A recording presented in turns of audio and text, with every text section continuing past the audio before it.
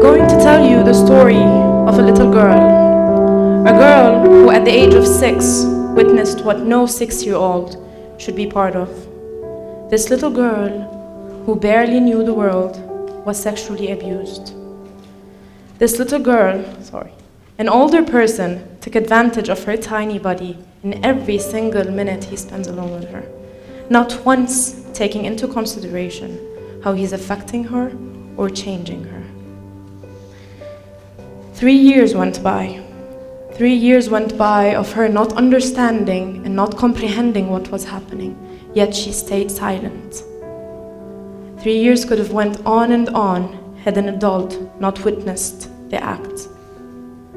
And you know what the worst part is?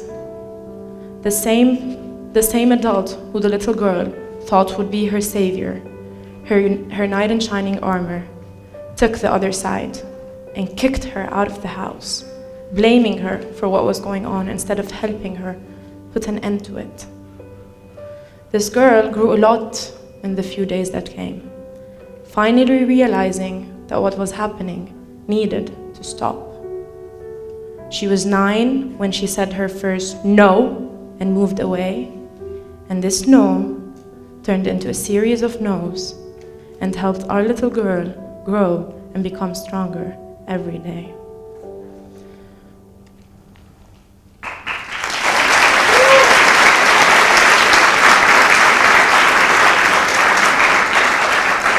This girl is 19 years old now, and this girl is me.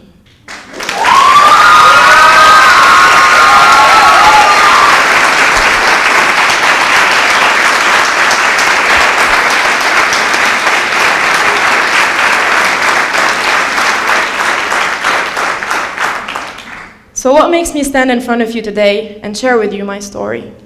Here's why. Because my story is too common not to be shared, but also because society ruins such stories. A study conducted on 1,000 females in Lebanon shows that 1 out of 4 women is most likely to be sexually abused. And another done by Himaya shows that 1 out of 7 children is also most likely to be sexually abused. So you see, does this make my story any different, special, or even new? No. So why are we still so surprised whenever we hear about such a story? Why are we so surprised to hear about something that affects hundreds, if not thousands, of girls and boys every single day? You need to understand that society shapes our stories in the worst way possible, turning us into the monsters we hide away from. They even make us hide our stories and live in fear, going day by day, not hoping nobody finds out about what has happened, because they will shame you. But along the way, you forget what the purpose of a story is. Whatever that story may be, the purpose of it is to make you a better person. A person with unique differences. A person not ashamed of their past, looks forward to the future, yet never fails to enjoy the present to the fullest. That 6-year-old I told you about has grown and does not allow for her story to affect her. Now, how did I do that? Here's how. I've allowed for myself to see how my story can actually help me instead of harm me. I separated my problem from myself and viewed it in a different perspective. And the more I read about this, I came to actually realize that this is an actual technique used, a therapeutic technique known as narrative therapy. It helps a person view their problem in a new way and extract every positive element they find out of it. Then that person can reshape and restructure how their story affects them the way they want it to. A couple years ago, I used to let my problem define who I am and what I deserved and did not deserve. But after looking at it from a different perspective, I came to define myself and who I am and where my story stands, not the other way around.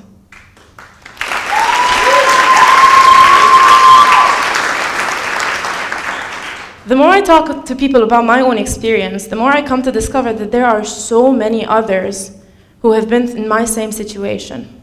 As a matter of fact, I got to know 3 people these 2 days. So, excuse me.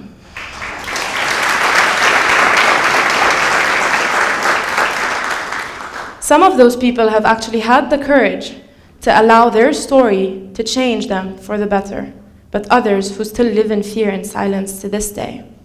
I bet you, or your family, or someone you know, knows or has heard about someone who's been through something similar. I ask of you to listen to them with an open heart and encourage them to allow their story change them to the better. But don't show them any pity, and don't show them that you feel sorry about what happened. Just be there for them in whatever way they want you to be. As for me, I will continue to grow and prosper and not allow for my story and my past to be an obstacle and, quite frankly, an excuse for me to grow and prosper. Neither should you allow for that to happen with anyone else. But most importantly here, if this has happened to you, speak about it as if it does not affect you. Why?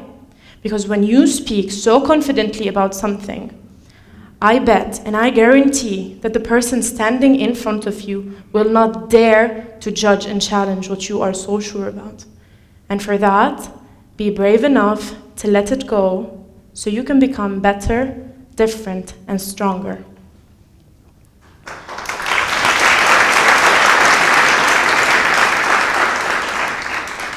But I will not lie, it was not always like that. I would have probably said, poor me at one point in my life. At the point when I was feeling guilt, shame, and bad memories, I would have said, poor me, but not anymore. If I am to spend my whole life feeling bad about what has happened, I would have never reached this place. I am proudly double majoring in 2 fields that I love. I've been a Red Cross member for 2 years now. I participated in different simulation programs at LAU, and I love to engage in activities. And I must say, I think I'm doing okay.